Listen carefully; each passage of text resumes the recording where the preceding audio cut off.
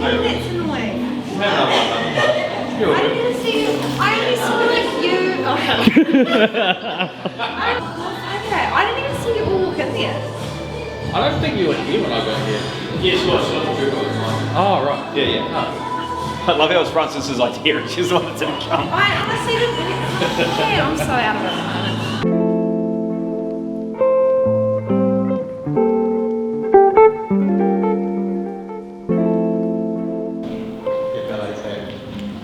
Yeah, hi everyone, my name's Matt, obviously, thanks Betty for the intro. So we've got a clinic down at the other end of town, down by Vocal Street Kitchen. It was opened about 4 years ago and it's designed for what I really wanted it to be, which was an integration of physio rooms into a gym space.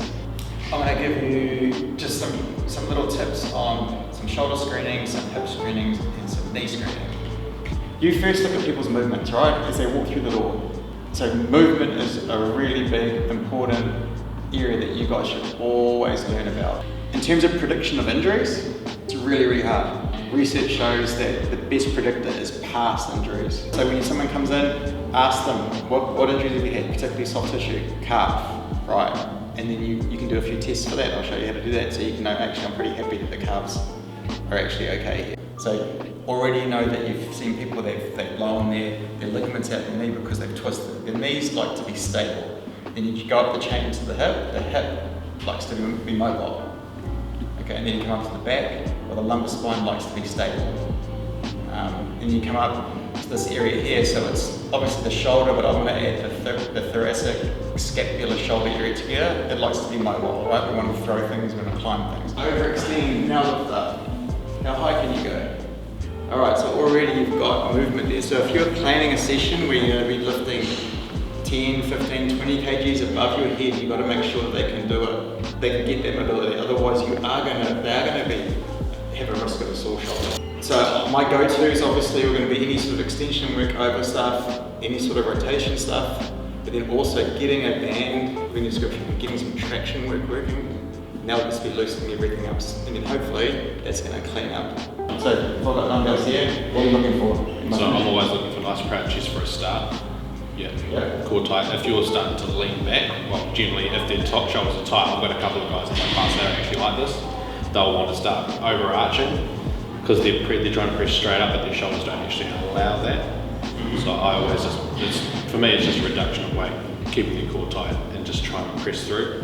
Yeah, so there's two things. A, you change the angle, so rather than being straight up, you might come out, obviously going to hit a different spot.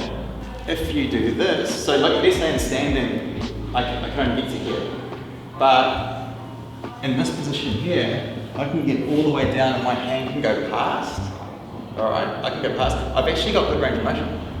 I've actually got it, I've just taken gravity out of the equation. So there's actually something else going on. If I can move into here, but you can't get there standing up or with a load, then it's actually something else going on. Right. When I move them, or I get them in a different position, but they can't get it themselves, when they stand up with a weight, that's actually it's actually a mechanical issue somewhere through the chain. Right. Great. They haven't done it before, so here's got an assessment. So if we go down to the knee and the hip, I like to analyse the squat, the step, and the hop. And those three movements give me a lot of information about how the body's moving, and then is there any funky movement things that might put stress on the knee and the hip. I always like to go with the squat first, and the reason why is everyone knows what a nice squat looks like. The first thing you want to look at the ankles. So if they're not doing their job, it's going to affect everything up the chain.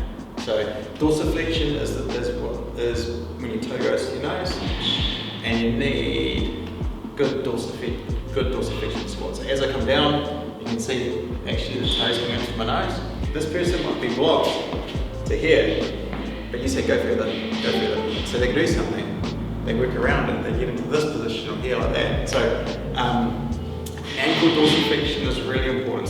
So what we know that when you lose dorsiflexion at your ankle, okay, the stress is going to go up. The stress goes up the body to the knee, so you will see knee injuries. Basketballers get this a lot from jumping.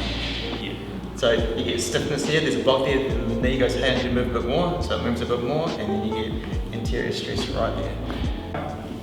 The reason I like this one is it takes your body weight out of it, takes the force out of it, so you are really testing the ankle joint. Even there, when you're standing up, you've still got your body weight. That's quite a nice one, because you may see them squat and they can't get dorsiflexion, and you bring them up here and they've got heaps of it. So what does that tell you? Yeah, something funky's going on, but it's not the ankle.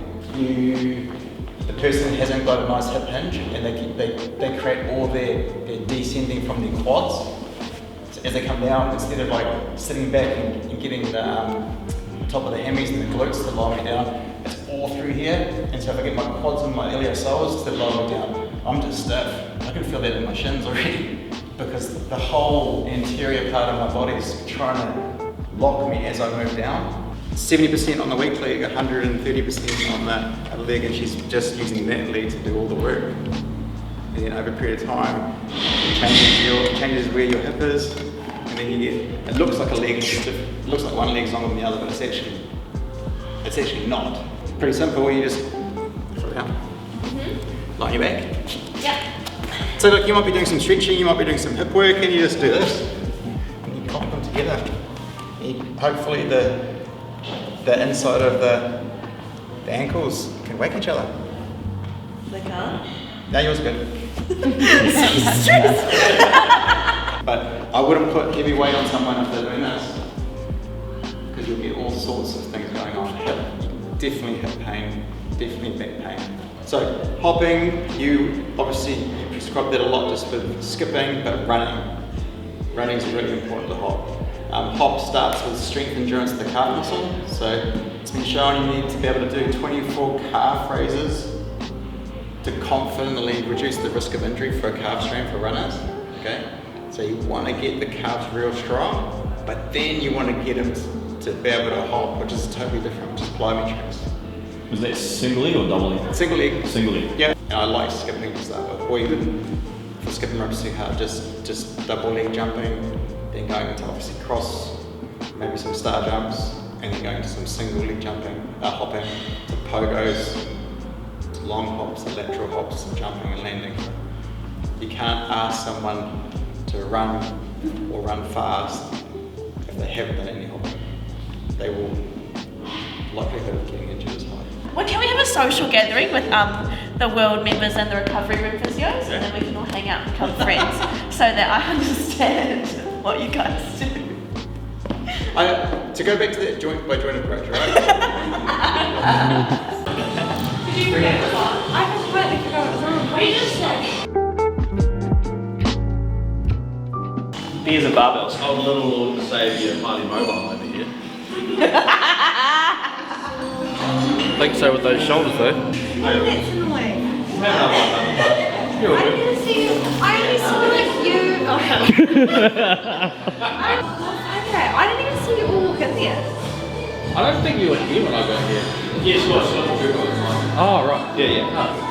I love how it was Francis's idea, and she's the one that didn't come. I honestly didn't. Yeah, I'm so out of it at the moment. You're all good.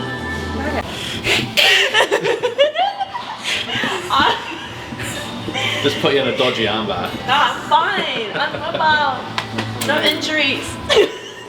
Try it. You won't. Fucking will. No, you guys will hurt me. Don't. Don't. Look, I made this today. This is Casper. That is what I say. Pretty true. I actually heard her say that when I read it. So, going to do a little bit of pressing today, mainly because I've already done back, I've already done legs, already did a little bit of arms, so I feel like my chest needs to be pumped up a little bit, and I haven't trained shoulders in a long time, so. You can really trip up. Mate, I trip up on them all the time. I'm actually real clumsy. Like honestly, whenever I'm with clients with my class, I trip over absolutely everything.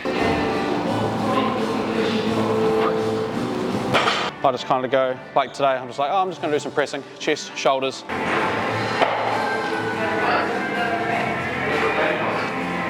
I'm just building up in sets, so slowly increasing the weight I'll just go up in 20 each time until I get to a weight that I'm comfortable with.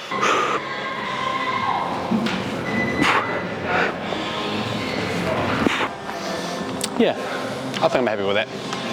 I'm happy with 80. I'll stick to that. Good tip with bench press, keep your bloody feet on the floor. Too many times I've seen people trying to they'll just throw weight on, try and press as much as they can. Next thing you know, their feet are flying around like a fish and they'll lose all control, all stability, it's gone. Before you even grab onto the bar, start at the feet, push into the floor, squeeze your glutes, lock your core down, then you can get your lats sorted out, unrack, and once the rest of the body's nice and tight, then you can follow through with the press. Don't go heavier than what you should. Don't press to look good, press to feel good. Don't press to impress your friends or, you know, the lovely lady on the other rack. As soon as the client comes in the door, if they're a little bit stressed, tired, it could just be how they looked, just their body language, how they're talking to you. If they're highly stressed, like let's just say like I had a HIIT session planned for them, you know, it's high intensity, it's go, go, go. I'll change that on the fly. So it's like, yeah, I go in with like a session planned, it's like, cool, I change that up straight away. Because yeah, there's no point if you're already stressed with life and you're flat tack and then you go and throw more stress on top with training, then it can be too much and your body just doesn't know how to cope with it.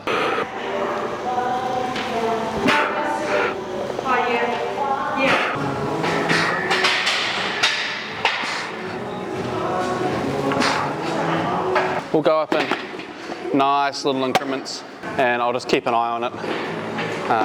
I'm fine with like if I build up and then I get like 2 reps into a set and something just goes no thank you. I'm quite happy to just like pull the pin on it there, move on to something else. It's not going to cause it stress. It's another pro tip, be mindful, listen to your body. Don't push through shit if it doesn't feel good. Okay, again, nobody likes an ego lifter.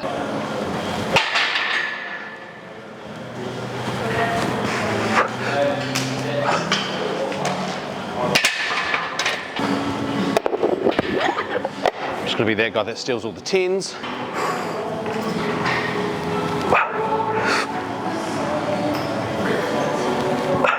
Now I'll just do a dirty little drop set. So always those last few reps, those pushing reps, that will give you the progress that you're looking for. So by doing a drop set, it's like, cool, boom, we're taking it to that growth point.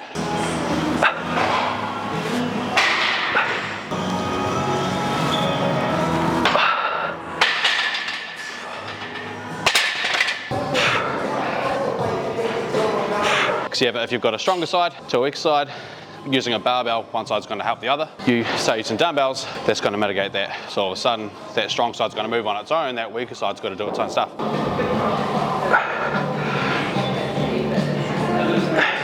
8 to 12, so I'll just go in that range, and as long as I'm hitting failure or near failure within 8 to 12, then I'm happy. I'll always push for that bigger number. If I end up only pressing 8 and it's still a failure set, I'm happy, I'm not going to complain. Good banger at the moment that I really like. Toto, hold the line. That goes good. Oh, right, one more set.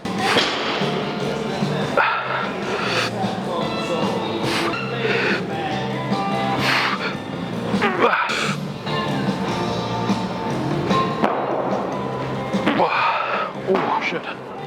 And yeah, good.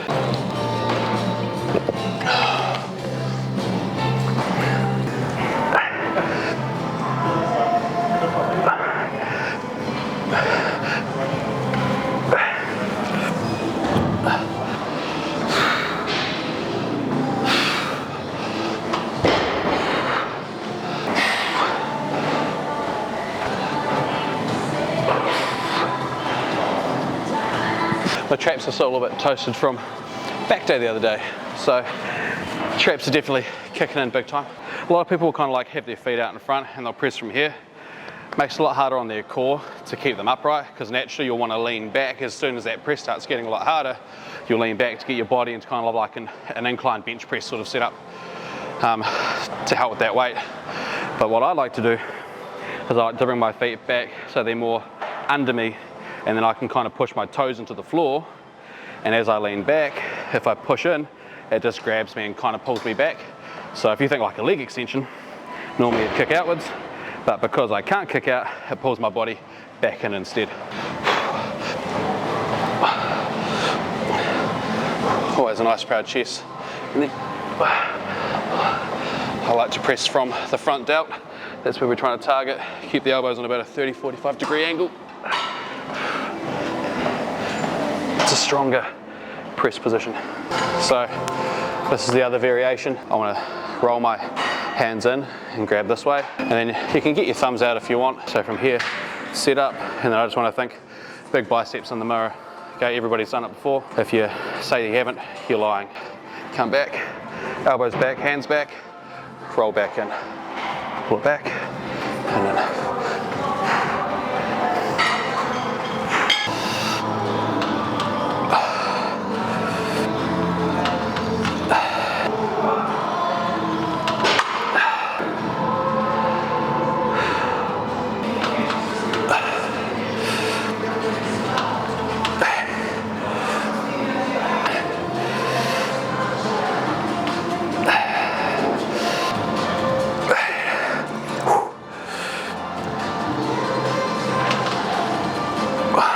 make this one a drop set.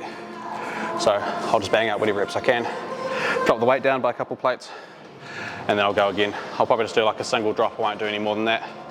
Again, because I've already done heaps of pressing. So whenever you press, you're going to get your triceps kicked in anyway. So you don't have to go super crazy.